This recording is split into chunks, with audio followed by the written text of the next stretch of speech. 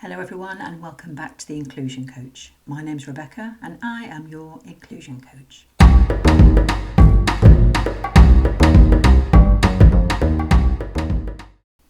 This week I'm continuing with the theme of different types of unconscious bias, and we're talking about confirmation bias today, which is a relation of the halo and horns effect we talked about last week. Confirmation bias is our tendency as human beings to embrace and believe the information that confirms our own beliefs and to reject or dismiss information that doesn't.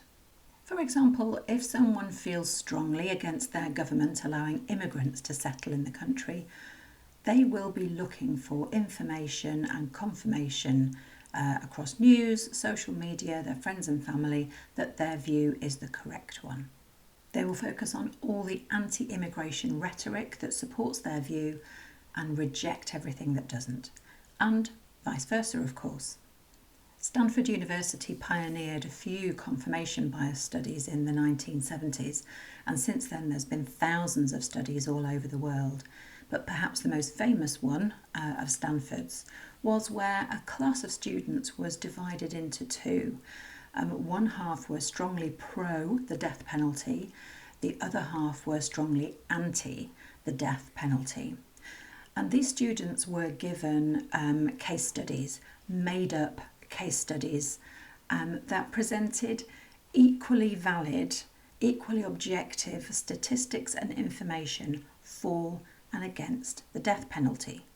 Having read both of the studies, the students were even more polarised into their own points of view. The pro-death penalty students rated the information that was pro-death penalty as highly credible, and they dismissed the information that didn't support their view as unconvincing. And the same was true for the students who didn't support the death penalty. These days we'd probably say fake facts, but this was the 1970s. We're pretty good at spotting the flaws in other people's views, beliefs and information. The only perspective where we're blind to the flaws in our reasoning is our own. So why do we do this? Why do we ignore facts that will help us to take a more balanced view of the world? Well, Hugo Mercier and Dan Sperber wrote a book on this. They've done a number of studies on it in Europe. Their theory is that we have evolved this trait to prevent being duped by our other hunter-gatherers who live with us in the communal cave. Social standing mattered back then, and our very survival could depend on it. And we didn't want to be the ones out hunting for food while all the other hunter-gatherers were lounging around in the cave having a good old snigger about how we were out there risking our lives while they just waited for the spoils to come back. Whatever its origin, it's something that can really get in the way of having an inclusive mindset. So how can we address confirmation bias? Just knowing of its existence is a great first step.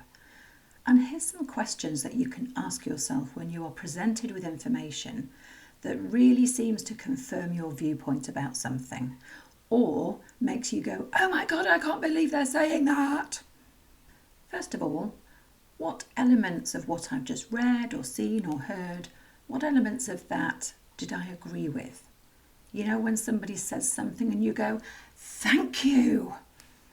Secondly, which elements of what I've just read or seen or heard did I skim over or dismiss? You know, when you go, "Oh, whatever." And here's the one that can be really insightful. Ask yourself, how would I have reacted to this if my beliefs were the opposite? What would I have been looking for and dismissing then? And finally, ask yourself, which of my beliefs were confirmed by what I've just seen or read or heard? And what evidence did I not want to accept or believe? So there's your challenge for this week. Use those questions. Notice when you're reading, seeing, hearing stuff that is either making you more secure in your beliefs about something or passionately refute something. Good luck with that. Thank you as ever for watching, and I'll see you next time.